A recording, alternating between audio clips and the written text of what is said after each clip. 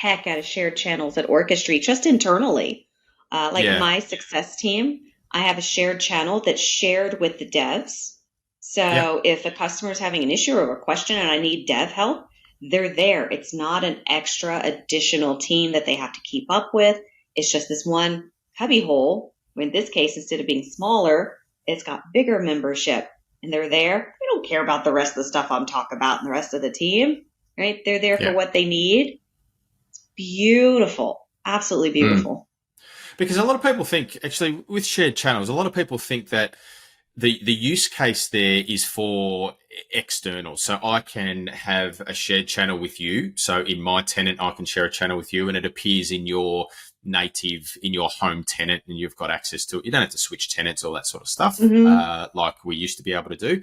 So that's the external side of things. But you've just touched on a really good use case for internal type of use for shared channels. And I think a lot of people don't sort of realize the advantages or the potential of using shared channels internally as well.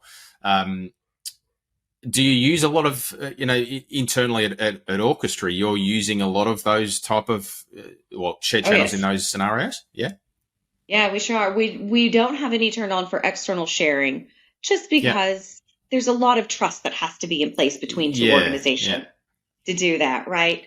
But internally, I could probably name 5 shared channels right now that I'm a part of, Yeah. just to keep the team sprawl low, right? Share a channel to the people that need to be part of just this topic of a team. Like again, our director of sales is also in support because things like that can impact what she's doing in her pipeline and she needs to be made aware of things.